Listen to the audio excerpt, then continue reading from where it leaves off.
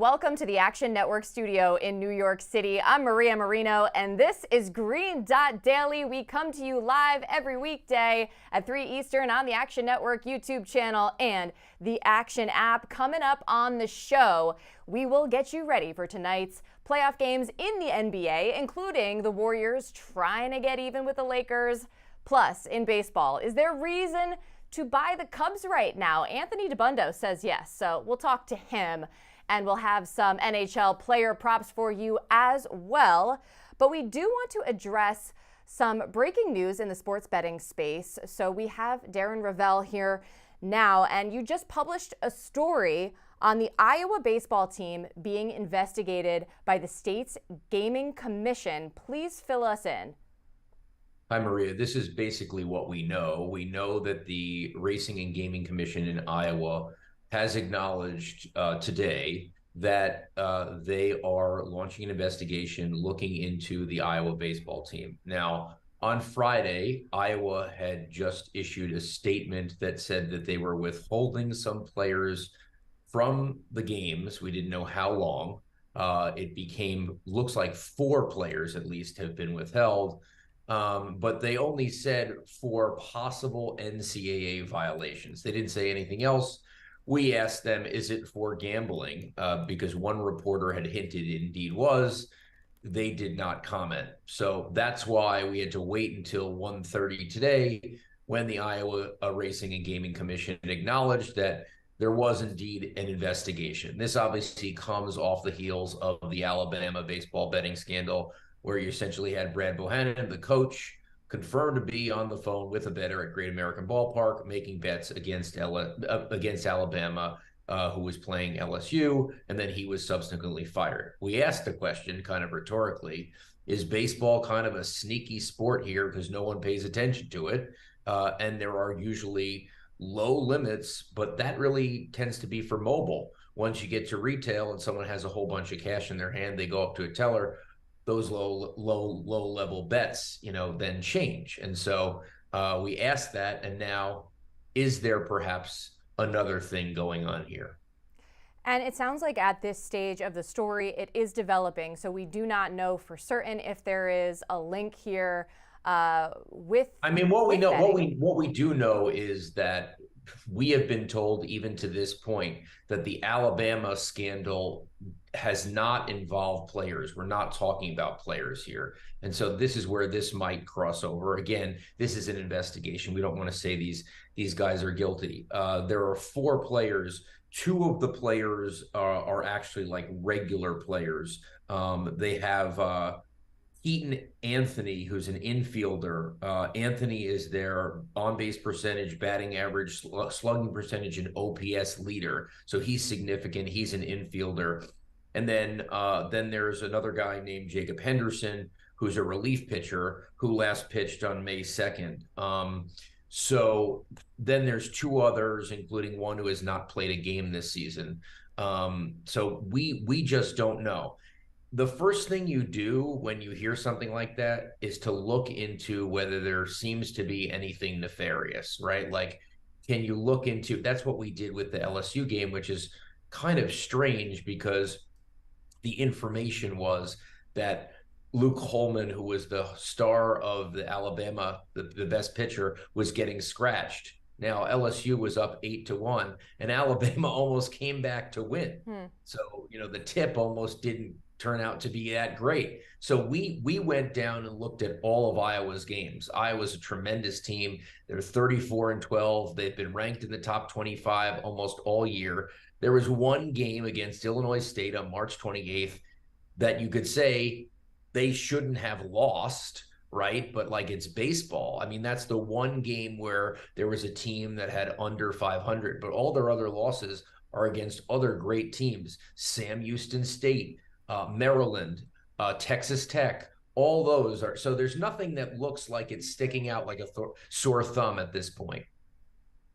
Right. And in the case of Alabama baseball, we didn't know initially. And then as the news continued to transpire, we did indeed find out that there was some nefarious things taking place, as you mentioned. What I do wonder is, something that we touched on last week when you and I discussed Alabama baseball. On one hand, it's great that we have regulation and that we are monitoring these things so that we can make sure that the integrity of sport is being upheld. Now, you were, on the flip side of that, worried about potentially some overreaction or maybe some, playing it extra safe. Do we think, based on what we know so far, is that all that's happening right now? Yeah, I guess we just don't have enough details at this point. And yes, I mean, an NCAA violation could be something completely different. I think probably in light of what's happened for the Alabama case, maybe they are being a little bit more cautious. But, an NCAA violation can be almost anything. So I think perhaps it's because it's so close to Alabama. But the fact that the Gaming Commission's involved and has confirmed that there's an investigation, seems like they have enough that they're at least starting to look into it. Well, we will be awaiting the results of that investigation, and we will be following you, Darren, for the updates. Thanks so much for stopping by Green Dot Daily. You got it. Tatum. Smart. Did not get it off in time, it appeared. I guess I got to demand the ball a little bit more. Boy, Jokic, a little bit of contact, that potentially could get dangerous. I thought the league's supposed to protect us. They deemed Nikola doing something that was excessive, I guess, and they gave him the tech, but I still don't really understand it. I think the fans, the owner of the Suns, made any difference. I don't give a shit. Classic response there by Mike Malone. What a Sunday it was in the NBA playoffs as Philly and Phoenix both clawed their way to wins. And here are the updated series prices.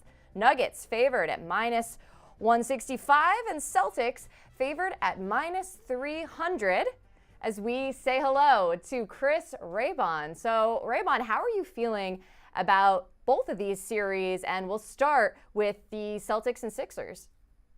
Yeah, so I know the Celtics just had a pretty ugly last couple of possessions in that loss to Philly, but the more I look at the Celtics, the more they look like the best team remaining in this playoff field. A lot of their errors, I think, are correctable. I mean, you talk about just doubling off a guy you weren't supposed to double off. You talk about just getting a possession, started and action started a half second too late. These are things that they can kind of correct, but, from a talent perspective, from a rotation perspective, no one's really a net negative on defense for them. And they're rendering, parts of Philly rotation unplayable at any given point, whether it's Tucker, whether it's Gorgie Nang. So, I really think that Boston shouldn't be worried. But at the same time, if you look at these two series prices, I think the Nuggets offer more value if you like the favorites because, the Nuggets are pretty much half, what Boston is right now in terms of the odds. And, this team going back home, their point differential at home was about 13 points better than it was on the road. So, we just saw Denver lose 2 road games in which Booker, KD, especially in that last game, balled out. And, Booker's been just keeping Phoenix afloat, but it's going to look a little different when, they go back to Denver. And I would bet that ends with Denver up 3-2, and it's going to be tougher for Phoenix. So I like the value on Denver, but overall, going forward long-term, I don't think Boston's in a ton of trouble. And that's why you do see those series prices where they are. I agree. I do feel like there are some parallels between the Nuggets and the Celtics where they both kind of seem like they are more in control of the series despite some of the recent losses. But that's a really good point about the price. If you're going to bet one of them, the Nuggets are going to give you some more value. So let's get into tonight's games. The Knicks, the Heat. This has been interesting. What are your thoughts there? So I think the first thing people should know about these two games tonight, we've seen teams that are down 2-1 in game 4, no matter whether they're the underdog or the favorite, they've been pretty money from round 2 on when you get tighter matchups, in these series. And so I'm going all the way back to 2005, a team down 2-1 in game 4, 61 and 39 straight up and 60 and 38 with 2 pushes against the spread. So covering about 61% of the time. It's the same for favorites and underdogs. But that being said, we'll get to Lakers Warriors in a minute. But when it comes to Knicks Heat, it's tough to trust the Knicks. Number one, all these ankle injuries. I mean, how healthy is Brunson? How healthy is Randall? Now, Emmanuel quickly is doubtful with the ankle as well. But also, you look at Miami, they're 7-1 against the spread this postseason, 6-0 in the last 6 games. They keep kind of, exceeding expectations. So tough to bet against the Heat at this point in time. Tough to bet against the Heat and tough to trust the Knicks right now. So I totally am with you there. Lakers, Warriors, do you have a pick? Yeah, I like the Warriors in this game. I know they've been struggling on the road a lot, but this is not a true road game. I mean, it's interstate. We saw them win a couple of road games against Sacramento in these very playoffs, another interstate rival.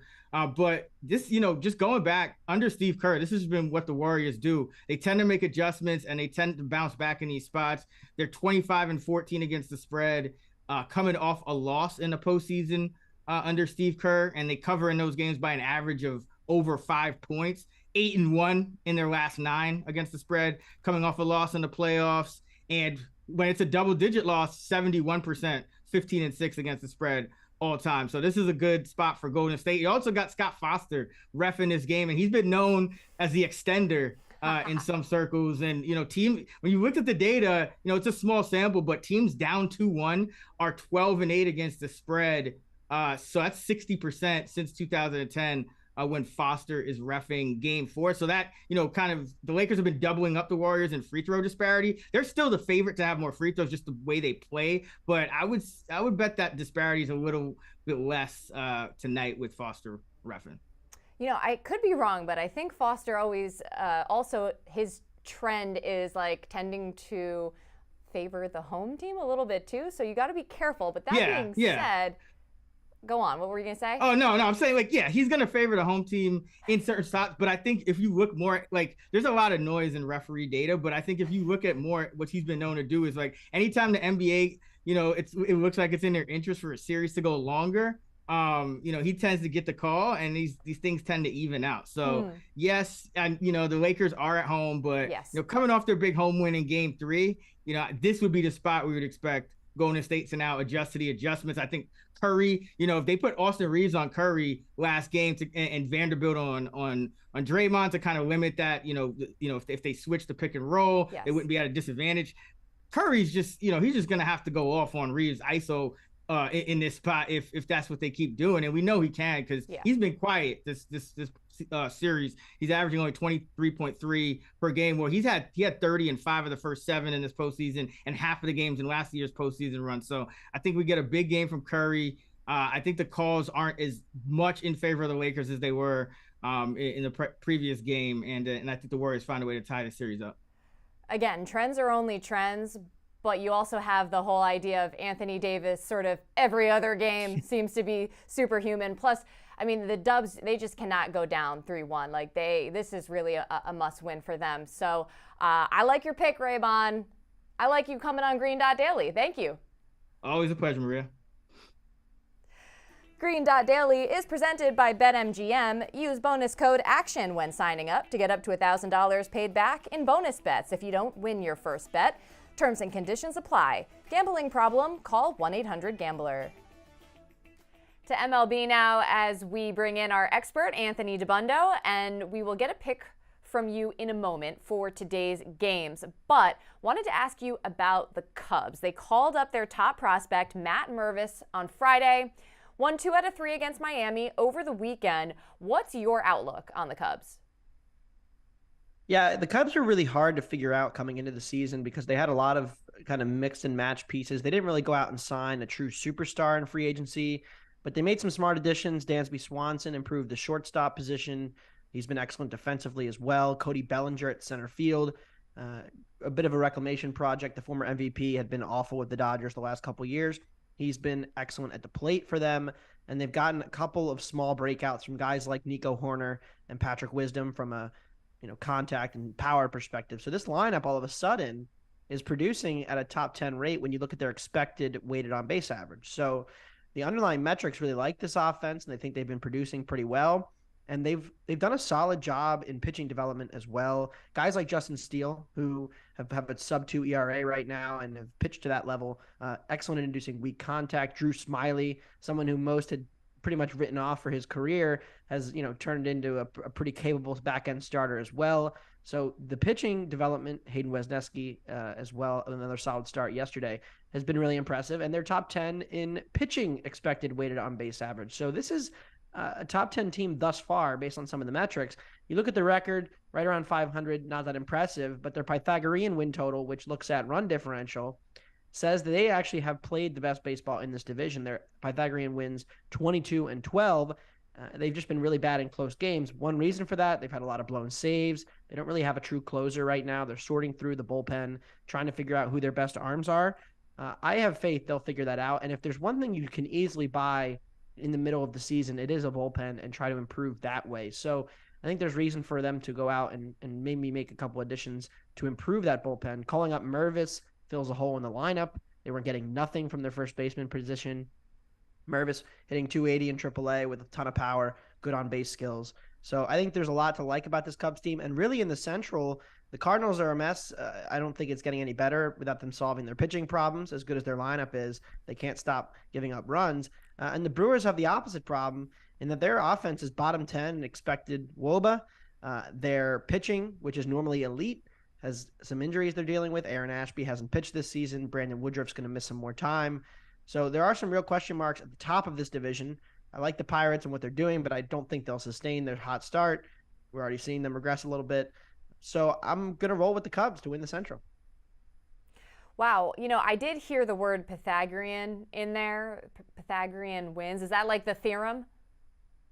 Yeah, basically. It's a metric that, looks at runs scored and runs against, and then says, well, based on the average baseball game, what should your record be?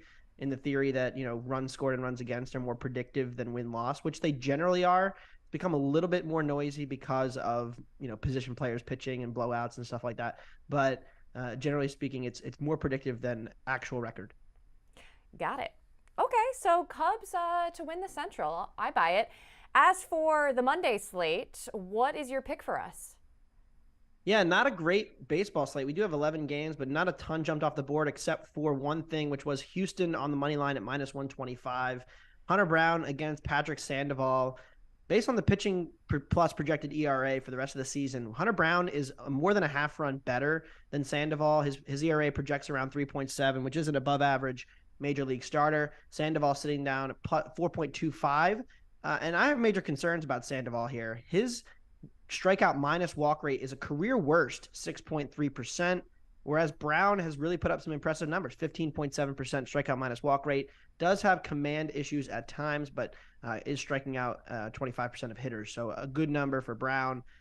Also, both lineup splits favor the Astros here. Astros are much better against left-handed pitching. The Angels are much better against left-handed pitching as well. The Angels get to see a righty today, so they're in their worst split. They have a lot of righties in that lineup.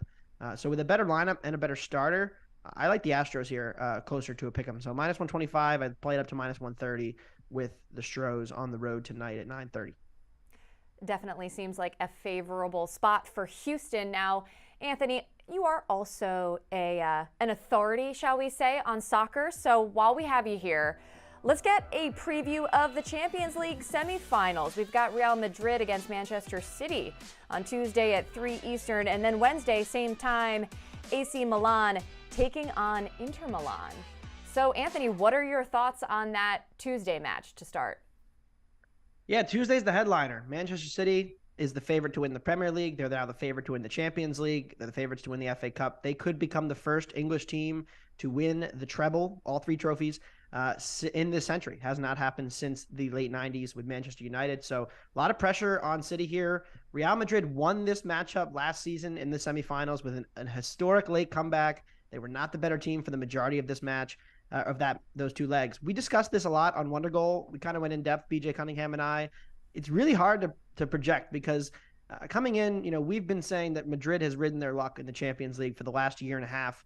And been very fortunate. But this year, they've made some improvements, some tactical tweaks.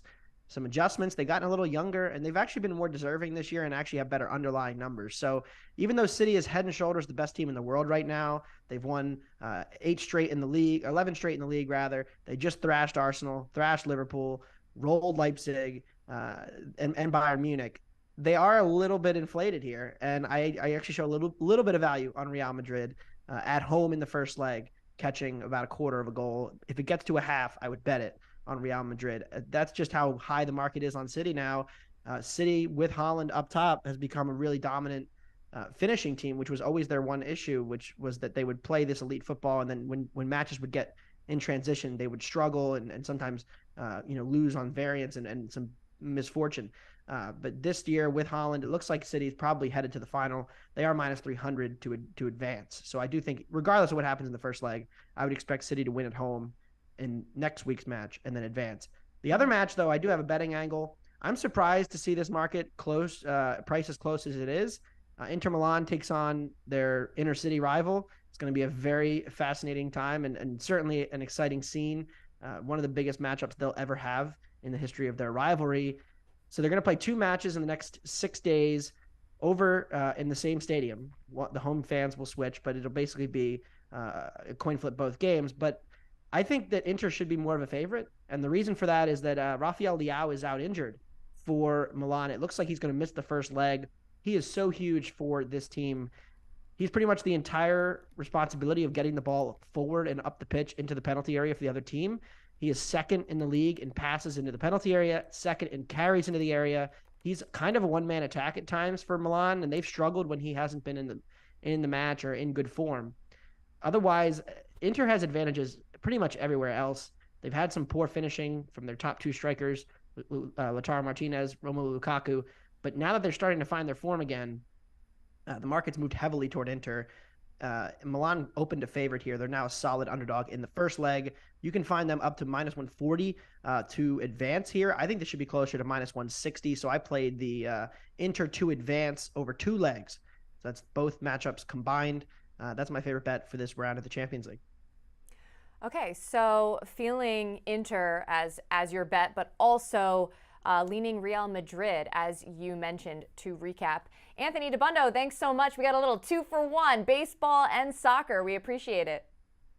Yeah, it's going to be a massive week. Amazing soccer week for sure. Over to NHL, and right before the lone playoff game tonight, the draft lottery is at 8 Eastern. The Ducks have the highest chance of landing the number 1 pick at 18.5%, which translates to the best odds at plus 250. Then the Blue Jackets are at plus 550, so a 13.5% chance, followed by the Blackhawks at plus 650 with an 11.5% chance. As we say hello to our hockey analyst, Nick Martin, why don't you tell us why this year's draft lottery seems to be more exciting than other years in the NHL? Yeah, so this year, first off, Connor Bedard's going to be a generational talent. Everybody's heard about this. So seeing where he goes is the most exciting part of it.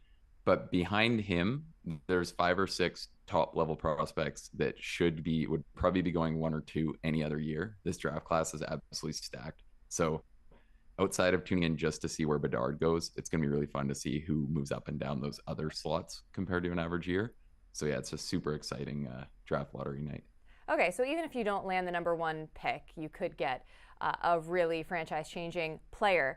But one other thing I wanted to ask you about. So at BetMGM, the Coyotes are actually receiving 44.6% of the handle to win the lottery as far as bets coming in, even though they have just the 6th best odds, so a 7.5% chance to land that top pick. What's going on here? Yeah, so what's happening here is this is the only real narrative you can bet into with this, right? They're just drawing lottery balls. So if you think one team has an edge, it's like saying you like a number at the roulette table, right? I think that's basically your only case. The argument here that people like with Arizona is that if the NHL was to ever rig this thing, I'm not saying that I think it's going to be rigged, they would likely rig it for Arizona and try to save this struggling franchise. All the logic is there, right? Bettman's tried so hard to try to save hockey in Arizona. It's just not working. And Connor Bedard could be the one thing that saves that franchise. So people are betting into the narrative that the league is going to kind of do something here to get Bedard to Arizona. So that's why we're ending up with a higher percentage of bets on the Coyotes. Well, maybe people just want an underdog story and sort of a fairy tale turnaround for the Coyotes. Well, besides the lottery, we do have a playoff game tonight. Golden Knights Oilers Game 3. The series is tied at 1 game apiece. What's your play for that game? Yeah, so I have 2 plays that are kind of revolving around the same narrative, that Vegas is going to spend more time playing at even strength tonight and that they're going to do better in those minutes at even strength than we saw in Game 2. They were awful in Game 2. They got fully dominated by the Oilers, and that obviously hurts their shot totals.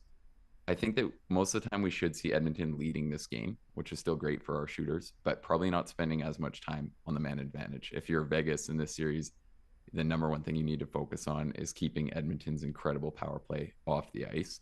So that helps our 2 shooters here. I like Marchessault to go over 2.5 shots. He leads the Knights in shot attempts per 60 and shots on goal per 60 in the playoffs. They've spent a ton of time trailing, and he's on the top, or I should say leading, and he's on the top line. So that hurts his usage. I think that basically this is just a really good time to get in on kind of a square look and keep riding him here.